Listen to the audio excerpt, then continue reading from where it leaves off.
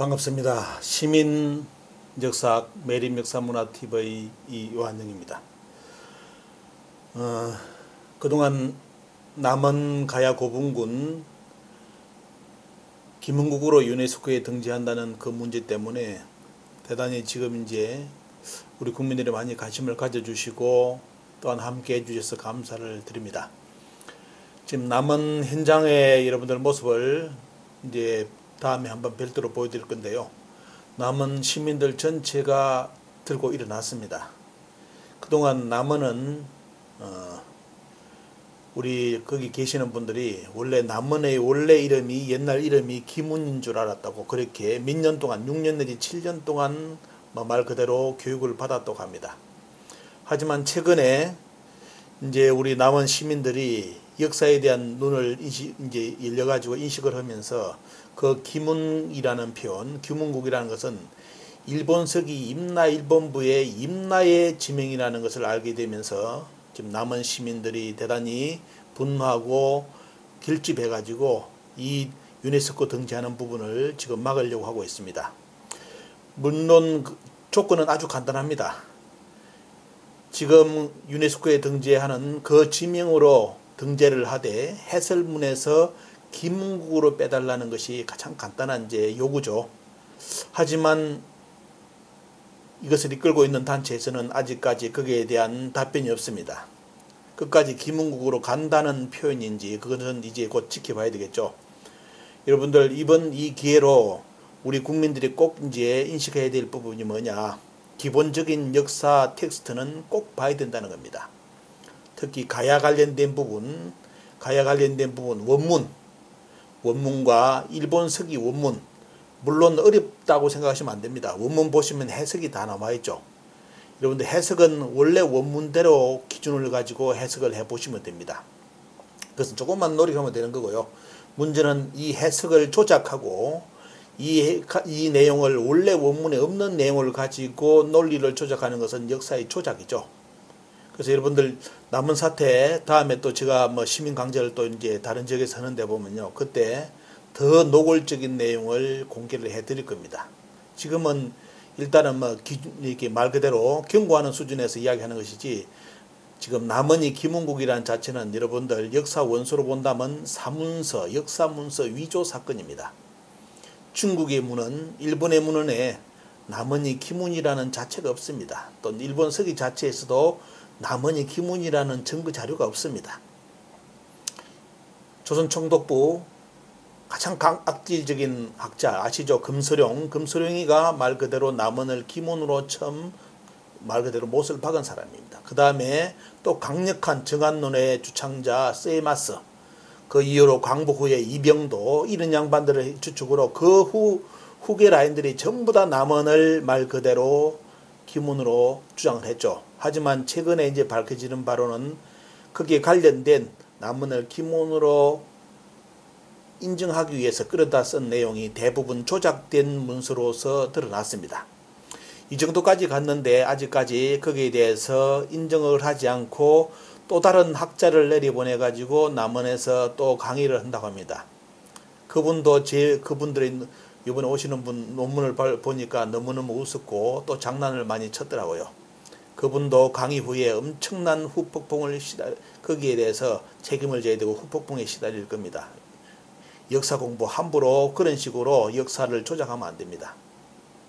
자, 오늘은 그쪽으로 제가 이제 그동안 많은 시간을 할애하고 강의 자료를 많이 이제 준비하고 하다 보니까 시민 강좌라든 이런 부분에 대해서 계속 이제 하게 됐는데, 오늘 이제 참 모쪼록 말 그대로 이제 우리 유튜브 보시는 분들이 요구하시는 강의 하나를 올리고자 합니다. 오늘 타이틀을 보시면 이제 조선의 훈민정음 그리고 일본의 신대 문제에 관련된 것을 오늘 총 정리를 해드리겠습니다. 이후로 이 강의 보시면 여기에 대해서 모든 것을 이제 정리하실 수가 있습니다. 인터넷 자료 함부로 보지 마십시오. 거기에 글도 아닌 글도 많습니다. 역사는 여러분들 잘 아시다시피 문헌과 고고학이죠. 문헌에 남아있고 고고학적인 증거 자료가 있다면 그 두 가지를 가지고 공부하는 것이 역사입니다. 그 외에는 짐작이고 자기의 추측이고 결국은 그것이 잘못되면 착각이 되겠죠, 보면요. 그래서 일단은 문헌과 고고학, 유물 이런 부분을 가지고 항상 여러분들이 접근하시고, 또한 가장 중요한 것은 영토 문제를 다룰 때는 대단히 신중해야 됩니다. 어느 지역에서 유물이 나왔다, 바로 그것이 우리 땅이다 이러면 안 되겠죠. 말 그대로 지금 LA에 우리 한인들이 살고 있는데, 거기에 우리나라 한인들이 김치도 먹고 뭐 우리 한국에 여러 가지 한복도 있고, 그 다음에 뭡니까, 우리나라에 그런 뭐 여러 가지 기구를 쓸 겁니다. 한국식 기구. 그래서 나중에 세월이 천년 만년 천년 흘렀다, 뭐 2000년 5000년 만년 흘렀다, 근데 거기에 땅이 황폐화돼 가지고 아무도 살지 않았는데, 나중에 한 만년 뒤에 그 한인타운 거기를 파보니까 말 그대로 어떻습니까? 한인들이 살았던 유적이 나왔다, 한국인들. 그래서 거기가 옛날 우리 땅이었다, 이런 식으로 역사 해석은 대단히 위험한 겁니다. 그래서 영토사 부분에서는 대단히 신중해야 될 부분, 좌우 국가라든지 이런 경계를 보시면서 해석을 해주시기를 부탁을 드리고, 자, 오늘의 원문 내용, 자, 조선의 훈민정음과 일본의 신대문자 누가 원조인가? 지금 이제 한물 꺾겠죠, 보면요. 한물 꺾였는데, 여러분들 잘 아셔야 될 것이, 우리나라 조선의 훈민정음은 세종대왕께서 만드신 시기가 지금의 인도의 구라자트 문자, 파스파 문자, 일본의 신대문자 이런 쪽으로 본다면, 연대기상으로 보면 확인한 것은 뭐냐면 연대기에서 뒤집니다. 인정할 거는 인정해야 됩니다. 그렇기 때문에 그것을 가지고 다른 사람들이 뭘 하느냐, 세종대왕이 만든 훈민정음은 다른 나라에, 물론 그 다른 나라의 구라자트 문자라든지 이런 것은 기원을 찾아가다 보면 결국은 옛날에 하나의 문화권에서 나간 문자의 형태로 드러납니다. 그런데 우리는 그런 역사를 배운 적이 없죠. 반도사관에 갇혀가지고 우리는 우리 민족만이 사는 것, 뭐 지금의 한국인들 모습을 가진 사람들이 살았다고 지금 우리는 역사를 지금도 배우고 있습니다. 하지만 고대사로 올라가면 그게 아니죠. 여러 민족들이 서로 교류하면서 살았던 문화권이 당군조선 이전부터 계속 열렸습니다. 그러다 보니까 언어의 문자, 비슷한 문자가 서로 어떻습니까? 전파되는 것은 당연한 거죠. 보면요, 인종의 교류도 있었던 것이고, 인종의. 근데 그런 것을 우리는 배우지 않았기 때문에 이런 것에 이상한 내용, 지금까지 들었던 내용하고 다른 내용이 들어오면 이것은 이상하다 생각하고, 어떤 혹자는 뭐냐면 사이비 역사다, 뭐 이런 쪽으로 주장하는 사람도 있습니다. 그런 분들도 제발 공부 좀 열심히 하셔가지고 문헌하고 고고학에 대한 기초를 반드시 공부하시고 역사를 논하지, 그냥 여러분들 생각하시는 대로 추측대로 역사는 그리 되는 거 아닙니다. 자, 여러분들 여기 이제 오늘 두 가지, 지금까지 계속 뭐 이것이 한 7, 80년대까지 많이 싸웠습니다. 일본에서는 세종대왕이 신대문자를 보고 베낀 것이다. 한국 사람들은 어떻습니까? 한국 학자들은 최고의 문자인 전 세계 지금까지 뭐 말 그대로 평가받는 최고의 문자로 이야기하는 한글 훈민정음이 그렇게 뛰어난 문자인 줄도 알면서도 역사의 연대기 속에서, 또 우리나라 어느 학자들이 역사 공부를 요즘은 잘 안 하죠. 그러다 보니까 이런 역사를 들이대 가지고 일본의 신대문자가 바로 훈민정음의 원형이다 이래버리면 우리나라 학자들이 할 말을 있습니다. 왜? 역사 공부를 안 했기 때문에. 역사 공부를 하다 보면 원래 원문을 쫓아가다 보면 실마리가 있겠죠. 그런 것을 풀어야 되는데 이런 내용을 하질 않습니다. 그래서 오늘 우리 같이 공부하시는 분들이 요구하신 강의 하나를 오늘, 자, 훈민정음과 신대문자 원조에 대해서 한번 논하는 시간을 갖도록 합니다. 자, 인터넷 들어가 보시면 이런 글이 있더라고요. 신대문자 치니까 위키 백과사전에 신대문자는 유사사학에서 한자가 전해지기 전에 일본 고대에서 썼다고 전해지는 여러 문자들, 예를 들어서 뭐 이런 문자다, 아이로 문자다, 이런 것을 일컫는다 라고 썼습니다. 여러분들 이 글을 보시면 여러분들 어떻게 생각하십니까? 이 글을 어떤 놈이 썼는지는 몰라도 진짜 무식에 극치고 이런 놈들은 역사를 하지 말아야 됩니다. 물론 역사를 안 하겠죠. 역사가가 아니기 때문에 요따위 글을 올려놨습니다. 신대문자는 유사사학에서 한자가 전해지기 전에 일본 고대에서 썼다고 전해지는 여러 문자들, 유사사학에서 일본의 고대 문자라고 주장한다는 겁니다. 그러니까 이런 글을 올리려면 지부터 일본어 공부 좀 공부하고 일본의 문화를 답사하고 일본의 그런 내용을 보고 이래 써야지, 갑자기 신대문자를 가지고 유사사학에서 일본의 고대 문자라고 주장한다고 이렇게 합니다. 이 정신 나갈 새끼입니다. 보면 이거. 자, 일본에서 이 신대문자를 일본의 고대 문자라고 주장하는 것은 일본 사람입니다. 일본 사람이지 유사사학 이거 글 쓸 필요가 없죠. 그러니까 이거는 뭐냐면 당연히 의도를 가지고 나쁜 놈이 이거를 쓴 겁니다. 그런데 문제는 우리 국민들은 이런 걸 모르니까 백과사전에 이렇게 나오니까 이 말이 맞겠지. 요거는 개도 이런 말을 하면 안 됩니다. 개도 이런 말 안 하고요. 진짜 개보다 못한 놈이라고 할 수 있는데 이런 놈들이 인터넷에 설치면서 이렇게 국민들을 오도를 시키고 있습니다. 신대 문자는 고대 일본에서 썼던 문자가 맞습니다. 맞고요. 맞는데도 그런 정보를 모르니까 유사사기에서 주장하는 거라고 이렇게 위키백과의 첫 화면으로 이렇게 띄워놨습니다. 그러면서 어디서 그런 퍼다 날랐는지 뭐 여러 자료를 밑에 실어놨습니다.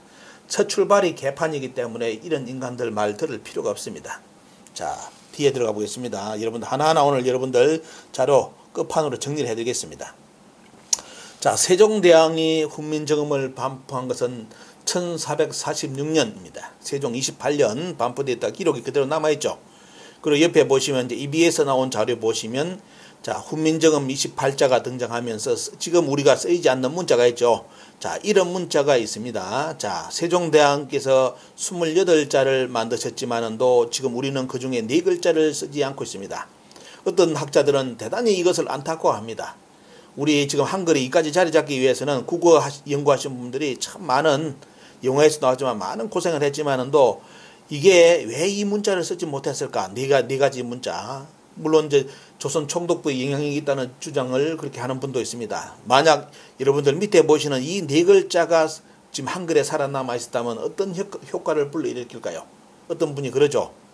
지금도 한글은 세상의 모든 것을 표현할 수 있는데 이 글자만 들어가서 4글자만 이렇게 그대로 써 있더라도 이거는 뭐냐, 뭐 발음뿐만 아니라 모든 것을 완벽하게 발음하고 표현할 수 있는 체제가 만들어졌을 것이다 라고 평가를 합니다. 참 안타깝습니다. 다음에 한글이 다시 연구가 돼 가지고 이 4가지 문자가 쓰이는 날이 또 오리라 봅니다. 잘 생각을 해보셔야 되겠고요. 자, 세종께서 1446년에 반포를 한 것이 바로 훈민정음입니다. 여러분들 일본의 신대 문자를 일명 아히루 문자라고도 이야기를 합니다. 아히루는 뭐냐면 바로 대마도에 있었던 가문입니다. 대마도에 수많은 옛날 문서가 있었죠. 자, 일본이 우리나라 역사 상고사를 왜곡하면서 어디까지 쳤느냐, 대마도까지 쳐가지고 대마도의 소장 문서를 대부분 중요한 것은 다 소각시켰다는 기록이 남아 있습니다. 그리고 일부 남은 것은 그대로 남겨놨지만도 그 부분은 이제 역사에 기록이 되어 있고요. 많은 조선과의 역사, 조선의 고대사와 관련된 역사 사료는 대부분 폐기되었다고 많이 생각을 합니다. 자, 거기에 대마도에 아이루라는 집안이 있었는데 거기에 뭐가 나왔냐면 바로 이 신대 문자 기록이 나옵니다. 그래서 최초에 대마도 가문에서 나왔기 때문에 일명 그 가문의 이름을 그대로 붙여서 아히루 문자라는 표현을 합니다. 자, 여러분들이 보시는 옆에 이제 첫 그림의 화면에는 이 내용은 뭐냐면 인터넷 검색에 들어가 보시면 일본에서 이야기를 합니다. 2세 신궁에 보관되는 고대 문자, 보관되어 있는 고대 문자라고 하는데 연대기를 약 708년 정도를 잡고 있습니다. 708년. 그러니까 지금 어떻습니까? 708년이면 대단히 이런 시기죠. 보면요. 훈민정음보다 이런 시기입니다. 자, 문자로서 이렇게 이야기를 하고 있습니다. 자, 이렇게 아이루 문자가 있고 그 아이루 문자의 계보 중에 하나가 뭐냐면 2세 신궁에 보관되어 있는 문자인데 이런 형태라는 거 먼저 이렇게 여러분들 확인하시고요. 그 다음에 보시면 또 이제 다른 지역에 있는 일본의 열도에 있는 신대 문자를 여러분 보는데, 자, 일명 이제 신대 문자는 진다이 모지, 뭐 가미오 모지라고 이제 표현하는데, 자, 이렇게 이제 문자가 새겨져 있습니다. 물론 이 문자는 여러분들 옆에 있는 문자는 오래된 문자를 그대로 이제 책으로 만들어 놓은 거 인쇄를 한 거고 보면요. 옆에 이제 왼쪽에 보시는 저 신대 문자라는 것은 뭐냐? 말과 최근에 만든 문자도 많습니다. 하지만 중요한 것은 왜 최근에 저런 문자를 새긴 비석을 일본에서 만들었을까를 먼저 생각해야 되겠죠. 그것이 최근에 만들어졌다가 중요한 거 아니라 왜 저런 문자가 최근에까지 일본의 문자로서 만들어지고 있을까가 중요한 겁니다. 그죠? 그런데 어떤 아까 앞에 이상한 놈 있잖아요. 저런 사람들은 뭐냐. 아, 저거 1900몇년도에 최근에 만들어지기 때문에 신대 문자는 가짜다. 그거는 머리 IQ 한 자리도 안 되는 인간들이 하는 소리입니다. 그는 역사 덜 먹일 자격도 없는 놈이고 보면요.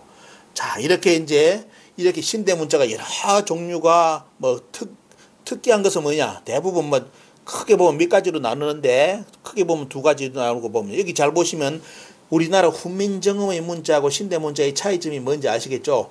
우리는 초성, 중성, 종성이 있어가지고 천지인을 이야기하는 상징문을 해가지고 글을 쓰면 어떻습니까? 자, 아래, 위, 아래, 옆이 붙잖아요. 이러면서 하나의 문자를 만드는데 일본은 뭐냐면 여기 보시면 신대 문자 한글하고 거의 완벽하게 같습니다. 같은 문자인데 어디에? 옆에만 붙죠. 옆에. 근데 초중 종성이 없습니다. 그냥 하나하고 두 개 이렇게 합쳐가지고 글을 만들다 보니까 이런 원형이 이렇게 남아있다는 거.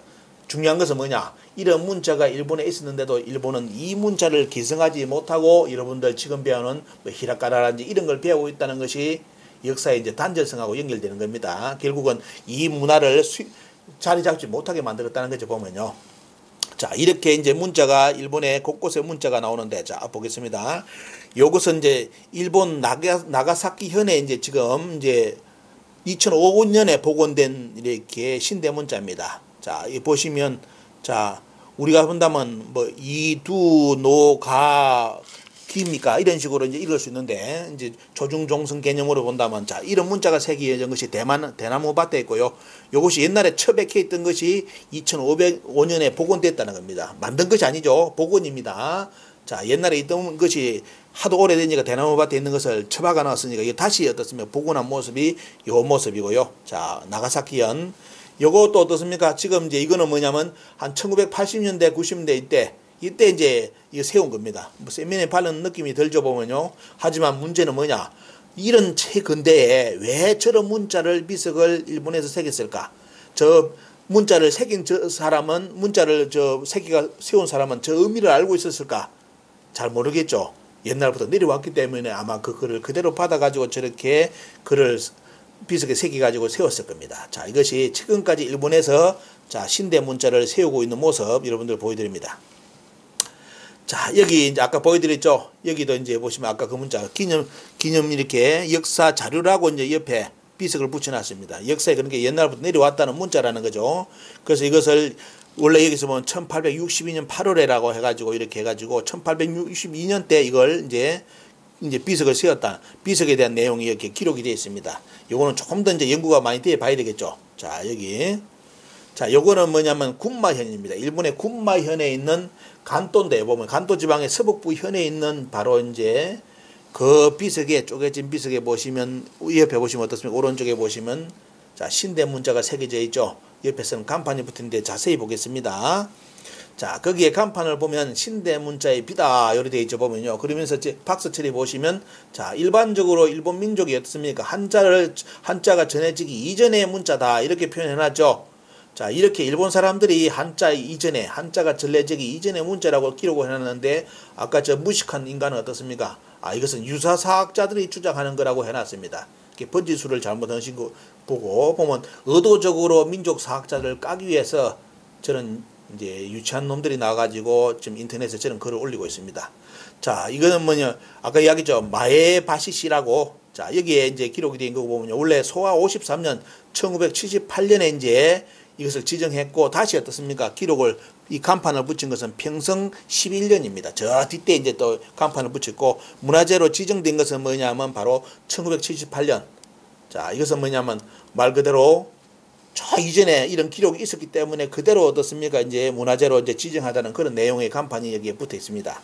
자, 이거는 뭐냐면 오카야마현의 비젠시에 있는 바로 이제 대나신사의 위에 있는 뭡니까 보면 신대 문자입니다. 이렇게 이제 여러분들 오른쪽에 모습 보이죠? 저렇게 지금 신국 내에 신사 내에 고대 문자가 저렇게 새겨져 있습니다. 물론 저 뜻은 저분들은 모릅니다. 옛날부터 내려왔기 때문에 아마 저것을 계속 이제 저 신축을 하더라도 건물을 계속 새롭게 이제 바꾸더라도 저것을 계속 아마 이렇게 새겨 놓을 겁니다. 자, 오카야마현에 이제 지금 신대 문자. 그다음 이거는 구라시키. 이거는 오카야마에 이거는 구라시키 시에 있는 또 신대 문자입니다. 이거는 여러분들 좀 읽을 수 있겠죠. 가나무가입니까 보면 앞에는 여러분들 잠깐 어깨오른 티귿자를 거꾸로 한 겁니다. 지금 우리나라의 역사에 한글에는 없는 거죠, 보면요. 자, 저기 저 신사에도 옛날에 바로 문자가 새겨져 있습니다. 자, 일본이 이 문자를 지금 자기들 새겨놨잖아요. 그러니까 한자 이전에 이런 문자를 새겼다는 기록이 될 수 있는 겁니다. 그런데 이걸 부정한다, 유사사기다. 그 인간이 유사사기입니다. 여러분들 잘 보시고요. 자, 뒤에 넘어가겠습니다. 자, 미야자키 현의 이제 신사를 보겠습니다. 여기 신사에 보시면 여기 보면 돼. 여기는 자, 이것도 시는 보이죠? 밑에 자, 우리가 쓰지 않는 문자가 나옵니다. 그 다음에 아, 수기 쭉 해가지고 쭉 문자가 새겨져 있습니다. 자, 이것이 또 미화잡기현에 자, 되어 있습니다. 자, 여러분들 이걸 보면서 느끼는 게 뭐죠? 자, 여기에 대해 관련된 문서는 대마도에서 먼저 발굴됐는데 문자는 어떻습니까? 일본 열도 안까지 쭉 이게 문자가 퍼져 있습니다. 새겨져 있습니다. 이것을 여러분들이 기억하시라는 겁니다. 자, 그 다음에 여러분들 충격적인 거 보여드리겠습니다. 일본 혼슈, 그 다음에 아이치현의 다라시에 여러분들 보시면 여기 오시면 뭐가 새겨져 있습니까? 자, 글이 새겨져 있습니다.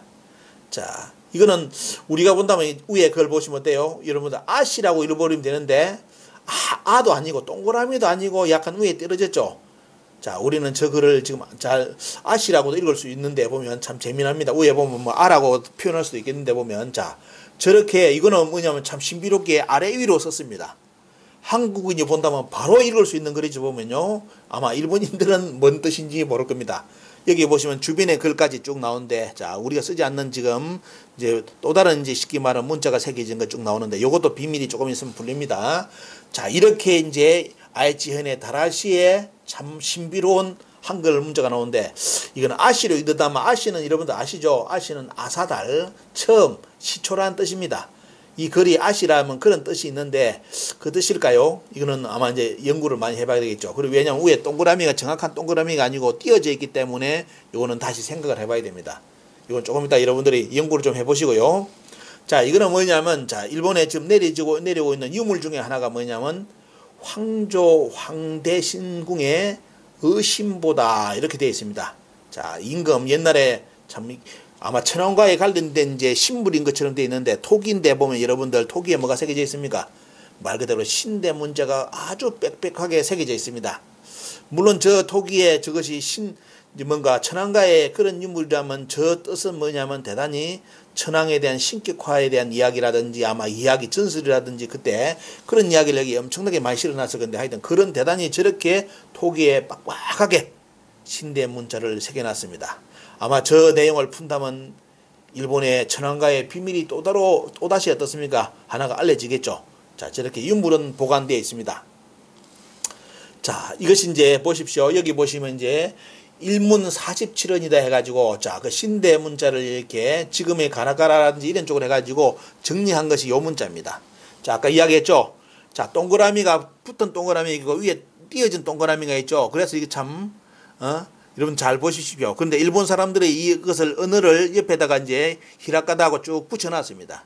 그 이제 이거 우리하고 대단히 비슷하다는 느낌을 여러분들 이제 지금부터 아마 많이 받을 겁니다. 요것이 일본인의 지금 이제 일본 언어 배울 때 요걸 배우라서 뭐 한국 사람들이 뭐 엄청나게 쉽게 배웠을 겁니다. 하지만 지금 일본은 이 문자를 신대 문자를 쓰지 않고 있기 때문에 뭘 그대로 어떻습니까? 여러분들 새롭게 배워야 되겠죠. 자, 이 문자가 나오고 보면요. 자, 그 다음에 볼까요?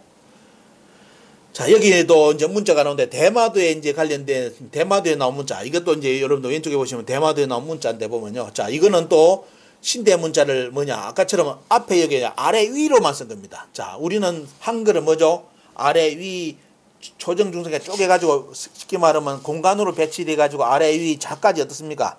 이런 식으로 해 가지고 언어가 만들어지는데 일본 신대 문자는 양쪽 아니면 밑, 요거는 밑으로 표현된 문자입니다. 신대 문자가. 이렇게 또 신대 문자를 쓰는 사람, 옛날에 이 사람들이 있었다는 겁니다. 그래서 이것은 뭐냐면 여기 나온 것처럼 대마국에서 이제 전해졌다. 문자가 여기 되어 있습니다. 참고로 이제 보시고요.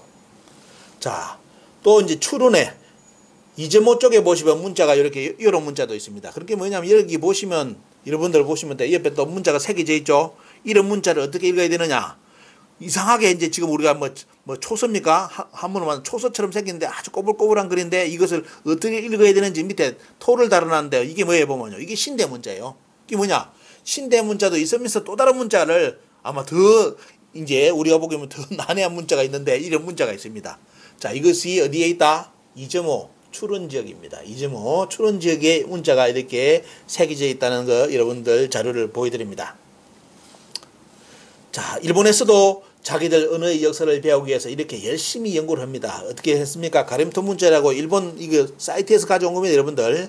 일본 사이트에서 자기들 문자의 기원을 밝히려고 우리 한글의 기원을 이렇게 한글의 기원하고 자기들 신대 문자의 기운이 어떻게 이게 같이 되는가 틀린가 이런 걸 찾기 위해서 별의별 고생을 하는데 보면요 노력하는 사람들이 많은데 자기들이 쓰는 자료에 야 여기에 가렘토 문자라는 것이 있다 해가지고 자기들이 일본 사람들이 올리는 그 자료입니다.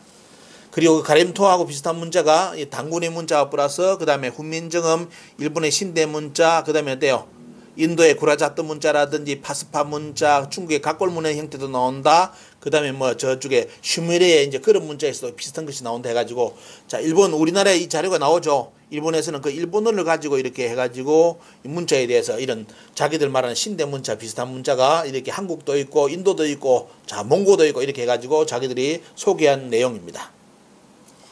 자 정리해 볼까요? 자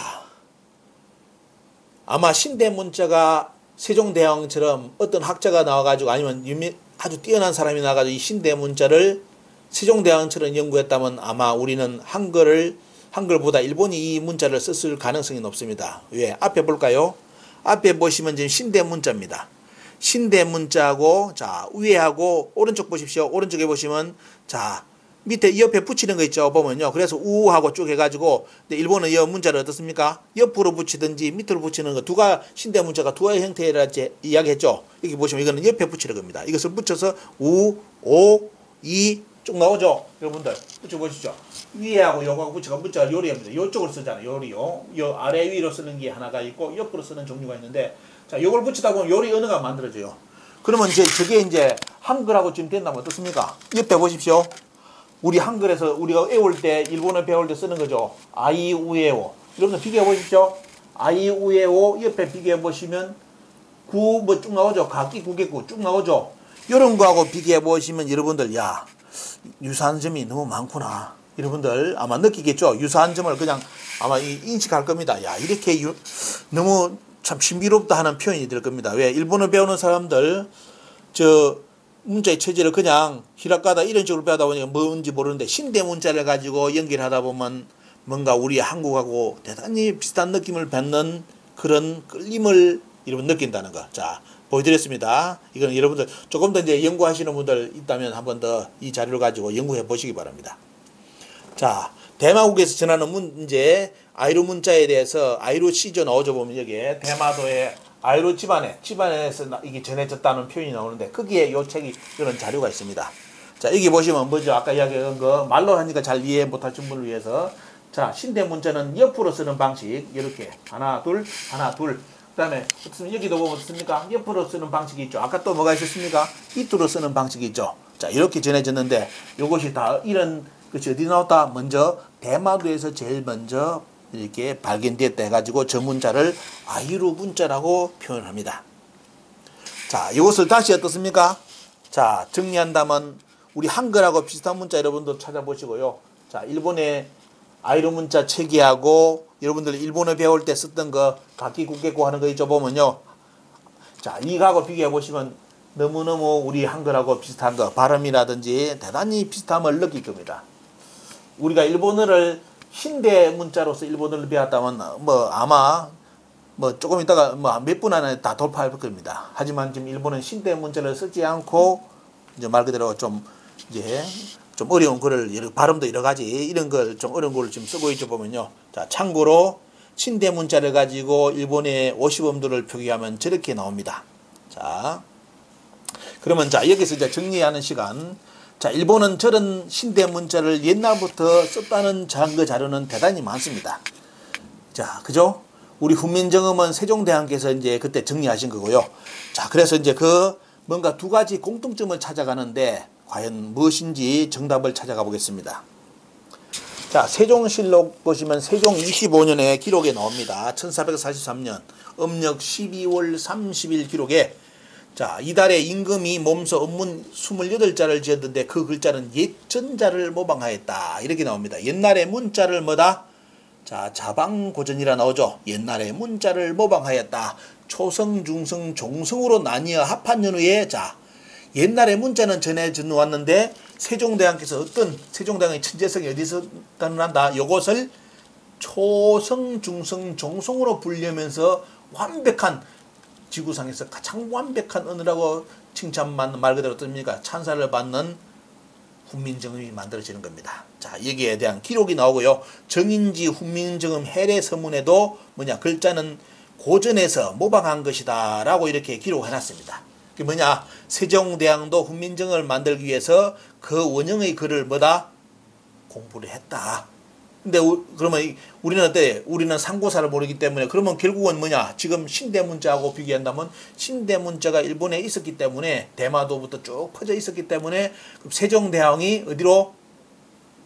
자, 일본에 가서 이 문자를 가져왔다.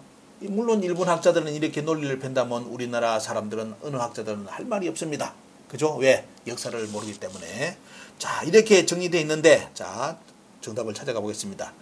자, 또 기록에 보시면 옛 전문을 모방하고 글자를 합해져서 소리를 낸다고 하였다. 또 언문은 모두 옛 글자를 본뜬 것이고 새 글자가 아니라 하지만 글의 형상은 비록 옛날의 전문을 모방하였을지라도 음을 쓰고 글자를 합하는 것은 모두 옛 것에 반대되니 시는 근거한 데가 없습니다. 세종대왕의 천재성이 여기 드러납니다. 옛날 언어 형태 남은 것만 가지고 어때요? 천지인의 이치 속에서 완벽한 언어를 만들어냈다는 거, 이것이 대단히 중요하죠. 보면요. 자, 신경준의 은서운해에 보면 동방의 옛적에 통속으로 사용하던 문자가 있었다. 자, 보십시오. 여기서 동방은 뭡니까, 여러분들? 우리를 동방어로 합니다. 중국을 동방어로 하지 않죠. 자, 여러분들 중국을 동방어, 옛날에 문헌의 동방어는 대부분 어떻습니까? 중원 쪽에서 동방은 바로 어디죠? 이 고조선 영역이라든지 만주 이쪽 영역 전부 다 이쪽을 동방어로 표현하는데, 동방의 옛적에 통속으로 사용한 문자, 옛날에 문자가 있었다. 통속에 그 수가 불비하고 형태가 무법하여 제대로 말이 못되어 일반적으로 쓰지 못하는, 왜? 그 언어가 중간에 사라졌기 때문에 저 언어가 무슨 말인지를 못 알아들었겠죠. 그죠? 언어는 하지만 언어는 문자는 남아있었는데 이것을 어떻게 쓰는지를 몰랐다는 겁니다. 근데 그 문자를 가지고 어떻습니까? 세종대왕께서 훈민정음을 만드셨다는 것, 이것이 대단히 위대한 거죠. 그냥 글자만, 형태만 남아있는 걸 가지고 어떻습니까? 직접 발음하고 직접 다 모든 걸 손수하던 인체 시험까지 해가지고 발성의 체계까지 다 연구해가지고 이것을 쓸 수 있는 문자화시켰던 이분이 바로 세종대왕입니다. 여러분들. 자, 훈민정음을 만드셨다 돼 있죠. 그러면 자, 세종대왕이 이렇게 옛날에 문자를 가지고 새로운 문자를 만들어냈는데, 진짜 이제 쓸 수 있는 문자를 만들어냈는데, 그럼 일본의 신대 문자의 기원은 뭐냐? 그죠? 일본도 한문 이전에 신대 문자를 썼다는 기록이라든지 어떻습니까? 증거 자료는 많습니다. 그러면 과연 이 문자는 왜 대마도부터 발견되었을까요? 거기에 관련된 글, 왜 대마도부터 먼저 이런 자료가 아주 자세하게 문자로 만들어져 이렇게 표현되어 있었을까요? 자, 그 이유가 이제 역사를 알아야만 열리는 거죠. 자, 원조는 뭐냐? 이제 마지막으로 정리할 것은 원조는 따로 있다. 신대 문자도 원조가 아니다. 그리고 세종대왕이 편찬한 훈민정음도 어디에? 옛날에 문자가 있었다는 것을 인정했기 때문에 어떻습니까? 그러면 그 옛날의 문자가 신대 문자냐? 그죠? 신대 문자 이전에 다른 문자가 있느냐? 자, 그것을 이제 우리는 찾아내야 됩니다. 자, 기록에 보시면 중요한 것은 문헌이랬죠. 기록에 있다면 이것은 반드시 먼저 숙고해 봐야 됩니다. 기록이 없으면 어때요? 억지로 만들어야 됩니다. 하지만 기록에 있으면 어떻습니까? 그걸 가지고 기준을 가지고 이것이 옳느냐 그르냐를 따지면 됩니다. 그런데 우리나라 학자들은 뭐죠? 이런 기록이 있더라도 저것은 뭐다? 유사사학이다. 왜? 제 머릿속에, 제 대가리 속에 안 들어가기 때문에 그렇습니다. 제가 세운 논리가 무너지니까 무조건 아니라는 거예요. 그건 학자가 아니에요. 학자가 아닙니다. 자기가 만든 논리 다 깨질 수 있습니다. 그죠? 그러니까 추정했던 거 바뀔 수 있습니다. 그런데 왜 안 바꿉니까? 그게 욕심이죠, 보면요. 자, 여기 보시면 당군세기에 보면 또 당기고사에 이런 기록이 있습니다. 자, 당군세기에 보시면 가륵당군, 이제 가륵당군 여러분들 이제 읽어보시면 당군세기에 보시면 BC 2181년 고조선의 세 번째 당군으로 기록된 인물인데, 가륵당군이 삼낭 을부럭에, 여기 삼낭이 나오죠. 삼낭. 자, 삼시랑 삼낭 나옵니다. 강화도에 이제 삼낭성이 나오는데, 자, 그 삼낭의 언어가 여기 나옵니다. 자, 삼낭 을부럭에게 명하여 정음 38자를 만들게 하였다는 기록이 나오고 있고요.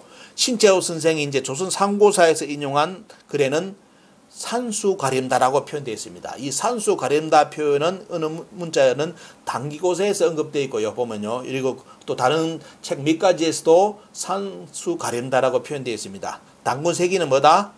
당군세기는 여기는 가림다다, 가림토 문자, 이제 우리명 가림토라고 표현되죠. 자, 여기에 대한 이야기가 쭉 나오는데 문자의 형태가 저렇게 기록이 되어 있습니다. 저게 중요한 겁니다. 저게 저 문자가 새겨져 있기 때문에 여러분들 뭡니까 보면 역사가 다시 새롭게 열리는 겁니다. 그런데 저 단군세기에 38자의 문자가 나오는데 저걸 가지고 여러분들 그동안 언어 연구하는 사람들, 우리나라 학계들, 언어 연구하는 학계들, 일본의 신대 문자고 연구해가지고 논문 쓴 인간 한 놈도 없습니다. 없습니다, 여러분들. 그렇기 때문에 뭐냐, 진짜 아까 그런 인간처럼 나가지고 유사사기라는 표현을 쓰면서 저런 저질스러운 표현을 위키 백과사전에 감히 올리는 인간이 있습니다. 그죠? 왜? 연구를 안 해봤기 때문에. 자, 여기 보시면 여러분들 기억하셔야 될 게 정음 38자의 자, 형태를 반드시 기억하십시오. 저 형태를 기억하시면서 자, 저거하고 한글하고 신대문자의 관계를 여러분들이 이제 인식을 하시면 어때요? 하나의 큰 발견을 이룰 수가 있습니다. 자, 그러면 세종대왕이 이 가림토 문자를 봤다는지 쉽게 말하면 내용이 나오는데 보면요. 왜? 옛날 문자를 봤다고 기록되어 있기 때문에 그러면 이런 문자가 있었다는 것이 세종대왕에게 알려지는 경위를 추적해 봐야 되는데 방법이 뭐냐? 그 문자가 있었다는 기록은 일단은 뭐죠? 여러분들 잘 아셔야 될 게 단군세기, 행촌이암 선생, 단군세기, 고려시대 때의 글에 있었습니다. 고려시대. 근데 이것이 어떻게 세종대왕에 전달될 수 있느냐 하는 것을 찾아가려면 인맥 형성의 배경을 여러분들이 이해하셔야 되겠죠. 그래서 여기 보시면 뭐가 나옵니까? 자, 행촌 이암 선생으로부터 아들이 문경 이강이고요. 그 아들이 용원 이원입니다. 그 용원 이원이 누구냐면 바로 세종대왕의 스승입니다. 그러면 자, 행촌 이암 선생께서 단군세기를 쓰고 단군세기에 옛날에 가림토 문자가 단군조선시대 때 있었다는 것을 기록을 이렇게 해놨는데 세종대왕이 그 옛날의 문자를 봤다고 기록이 되어 있기 때문에 어떻습니까? 그러면 볼 수 있는 가장 최적합 조건은 어디서 찾을 수 있느냐? 바로 어디에 보면요. 바로 행촌 이암 선생의 아들의 손자인 어떻습니까? 여러분들 이원으로부터 세종대왕이 단군세기를 보면서 그것을 봤다고 볼 수 있는 것이 문헌사적으로 추적할 수 있는 가장 용이한 방법입니다. 다른 것은 문헌에 안 나오기 때문에 연결고리, 인맥의 형성이나 이런 것이 안 나오기 때문에 어때요? 안 되겠죠. 그래서 결론이 뭐냐?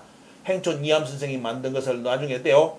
자, 세종대왕 그때 뭐냐? 이원은 우의정, 자의정을 했던 분입니다. 이분이 결국 뭐냐? 자기 할아버지가 썼던 책을 단군세기를 세종대왕께 전했기 때문에 세종대왕께서는 거기에 옛날에 문자 38개의 문자, 요거 문자가 있는 것을 봤겠죠.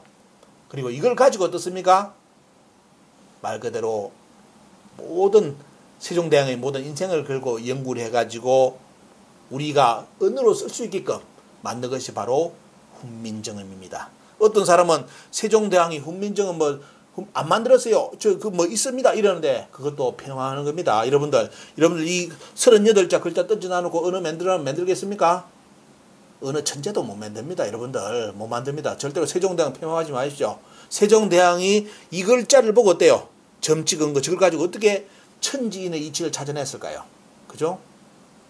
나중에 훈민정음의 그 내용의 기록에 보시면 저 천지인 기록이 뭐냐 나중에 보면 어때요?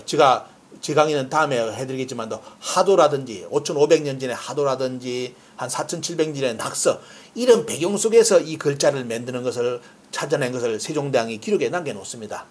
저 점 하나를 가지고 어때요? 왜 점이 적겠을까? 저걸 찾아내니까 역사의 이치에 있더라는 거예요. 이치를 찾아내니까 저게 언어로서 초성, 중성, 종성이 되더라는 걸 이야기해 놓습니다. 근데 우리는 학교에서 세종대왕이 저런 글을 가지고 어떻게 이제 훈민정음을 만들었는지에 대해서 설명 자체가 없죠. 그냥 세종대왕이 천재가 되니까 그냥 만드는 걸로 합니다. 그게 아닙니다. 이런 문헌을 가지고 연구를 합니다. 이치를 가지고. 그래서 결국 찾아낸 것이 뭐냐면 초중종성의 배경 속에서 세계에서 가장 아름다운 완벽한 언어를 세종대왕께서 만들어내십니다. 그분의 업적은 영원히 지울 수가 없는 겁니다. 세종대왕 이전에 가림토가 있었다. 세종대왕이 맞는 것이 아니다. 이렇게 하시면 안 됩니다. 그거는 언어 자체가 표현을 여러분들 잘 하셔야 됩니다. 자, 이렇게 전달돼 가지고 세종대왕께서 봤는데 그래서 결국은 이제 세종 28년 1446년 훈민정음이 반포가 됩니다. 자, 그런데 이제 여러분들 이제 신대 문자를 한번 보겠습니다. 자, 위에 글자 잘 보시기 바랍니다. 우리 이제 대한사람 학술위원회 팀들이 이걸 조사를 해가지고 찾아낸 건데 인터넷에 많이 발표를 시켰습니다. 그런데도 관심이 없으니까 사람들은 못 보죠. 그러면서도 아까처럼 그런 엉뚱한 인간들이 나와가지고 별소리를 다 합니다. 자, 위에 보시기 바랍니다. 당군조선시대 때 가림토 문자를 보시고 밑에는 일본의 신대 문자입니다. 자, 일본의 신대 문자는 초, 중, 종성이 없댔죠. 바로 옆으로 쓰는 방식 아니면 아래 위로 쓰는 방식인데 여기서 우리가 봐야 될 게 뭐냐면 자, 보십시오. 단군 조선시대 때 38개 문자 중에 세종대왕은 여기서 떼요. 골라서 우리가 쓸 수 있는 언어를 썼습니다. 근데 신대 문자는 봐요. 신대 문자도 틀림없이 뭐 나오느냐. 자, 우리하고 쓰는 훈민정음하고 대단히 비슷한 문자가 있는데 여기 보십시오. 점선 체크한 거 보십시오. 자, 이것이 단군조선시대 때 문자인데 자, 우리 훈민정음에는 이 언어가 안 들어갔습니다. 그죠? 자, 뭐다? 이 문자가 일본의 신대 문자. 자, 입구 위에 돼 있죠? 그 문자가 10대 문자 그대로 나와 있고요. 그 다음에 또 뭐 있습니까? 자, 이 글자, 요 글자도 신대 문자로 그대로 남아 있습니다. 자, 이것은 뭘 뜻하는 게겠습니까? 자, 가림토 문자가 원형이 남아 있습니다. 원형이. 우리 세종대왕께서는 그 중에 꼭 써야 될 언어만 캐려서 어떻습니까? 언어를 남겨가지고 지금 완벽한 언어를 만들어냈는데 그 나머지 쓰지 않는 언어. 도대체 그때 단군조선시대 때 이 언어를 문자를 만들어내신 분은 도대체 이걸 어떻게 발음했을까? 아무도 모르죠. 모르기 때문에 그냥 전에만 쳤지. 이 중에 세종대왕은 28자입니까? 여기서 뽑아냈습니다. 그죠? 신대 문자는 어때요? 틀림없이 말 그대로 여러분 오늘 보시면 단군조선의 가림토 문자입니다. 하지만 전수됐지만 어때요? 가림토 문자가 내려왔지만은도 결국은 언어 체계가 이루어지지 않기 때문에 초기 언어로서 이렇게 쓰이다가 말았습니다. 말아버리죠.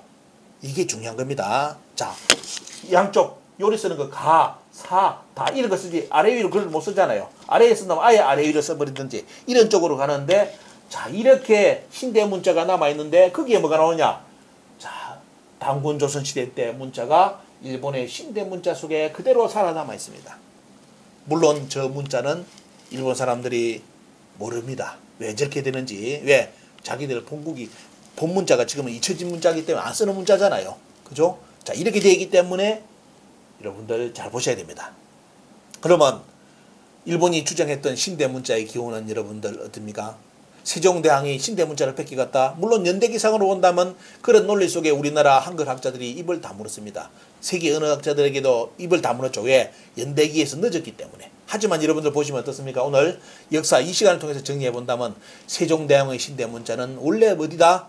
바로 단군세기에 당군께서 만드신 어떻습니까? 그 정음 38자 속에서 세종대왕이 뽑아 쓰신 거고 일본에서는 어떻습니까? 일본에서는 이 문자가 일본 열도로 건너가가지고 형태는 남았는데 대마도를 거쳐서 그 초기 이동하는 사람들이 이런 문자를 새겨놨는데 문제는 뭐냐? 이 문자의 맥이 다 끊어져 버렸다는 겁니다.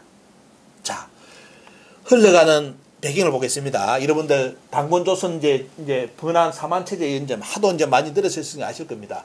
진안 번안 만입니다. 아직까지도 고조선 연구하는 사람들 중에 사만이 밑에 있다고 주장하는 사람들 많습니다. 제발 원문 공부 많이 해보시면 많은 자료에서 사만이 형성되었다는 거 요리 나옵니다. 고조선의 수도가 여기다. 수도 중에 하나가 여기지 고조선의 수도가 여기 아닙니다. 그걸 가지고 단군을 끼워 넣어가지고 소설 쓰는 사람들 제발 공부 좀 하셔야 됩니다. 그죠?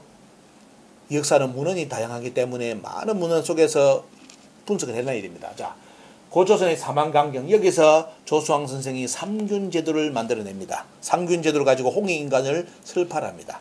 자, 여기에 보시면 어때요?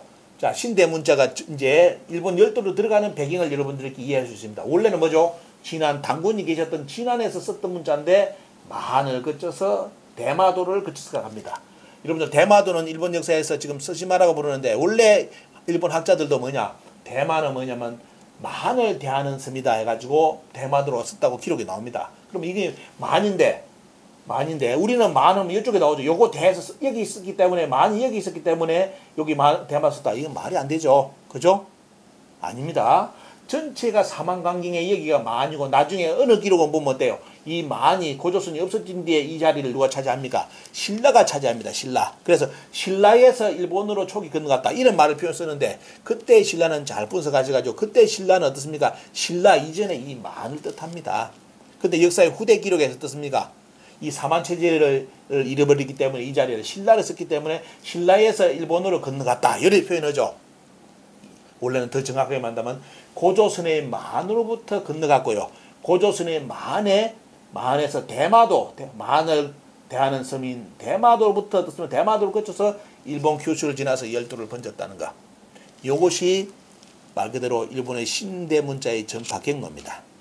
물론 이제 사서에서 보면 그때 고조선의 사람들이 건너간 기록이 역사에 뭐 지금의 천조 일본의 뭡니까 보면 뿌리 되는 뭐죠? 신무천왕 일대천왕인 진무대노죠. 그 아버지가 여러분들 누굽니까 보면 음파부랍입니다. 일본 서기에서는 바로 천조 대신에 여러분들 뭐죠? 천조 대신에 쫙 조상기가 나오는 그 인물부터 쭉 추적하는 기록이 쭉 나오는데 보면 누가 나옵니까 보면 바로 신무천왕의 아버지가 바로 음파부랍이라고 기록 나오는데 그것이 우리나라 역사 기록에도 그대로 나옵니다. 이런 걸 본다면 어떻습니까? 고조선 때부터 모든 문화가 일본 열도로 들어갔다는 거. 여러분들 이거 배경을 잘 보시고요. 다음 이제 대마도에 정리하는 시간을 대마도 끝장 정리가 한번 있을 겁니다. 그럼 그때 대마도의 모든 정보를 다음에 한번 또 공개를 해드리겠습니다. 그래서 오늘 여러분들 오늘 이 시간 정리할 거 반드시 아셔야 될 거 뭐죠? 바로 이 신대문자와 바로 훈민정음의 원조가 양쪽에서 원조가 아니라 원조는 따로 있었다. 바로 고조선의 문자였다는 거. 그래도 그 문자가 세종대왕을 통해서 완벽한 언어로서 다시 탄생했고 일본에서는 뭐냐? 고조선의 문자의 체제 형태는 그대로 전달돼 대마도를 거쳐서 일본 열도에 전달되어 있었지만도 은혜에서는 살아남지 못하고 없어졌다. 지금은 이제 다른 문자가 일본어로서 쓰이고 있다는 겁니다. 자, 이것이 역사의 현실이라는 거 오늘 말씀드리고요. 자, 항상 이 강의를 응원해 주시는 분들 최근에 많은 유튜브를 올리지는 못했습니다. 왜냐하면 역사운동 한다고 시민 강좌한다고 너무너무 많이 쫓아다닌다고 그 유튜브 방송을 못했는데요. 짧게나마 여러분들 올려드리면서 여러분들 역사 연구에 많은 도움이 되시기를 부탁을 드리고 항상 같이 해주는 분들 전에는 이름 한 분 한 분 올리는데 어떤 분들이 이제 사람들 신상 문제이기 때문에 이름보다는 이렇게 이름 글을 써달라는 분이 또 있어가지고 이렇게 그분들 한 분 한 분 같이 이렇게 유튜브 제작에 도와주시는 분들 성함을 표현을 못하더라도 여러분들 이해해 주시고요. 이렇게 마지막으로 전체적으로 인사를 드리면서 하여튼 항상 유튜브에 들어오셔가지고 같이 보면서 좋은 아이디어 또 좋은 자료 이런 걸 많이 올려주시는 분들께 감사를 드리고 오늘 강의는 마치겠습니다. 여러분들께 많은 도움이 되었으면 좋겠습니다. 감사합니다.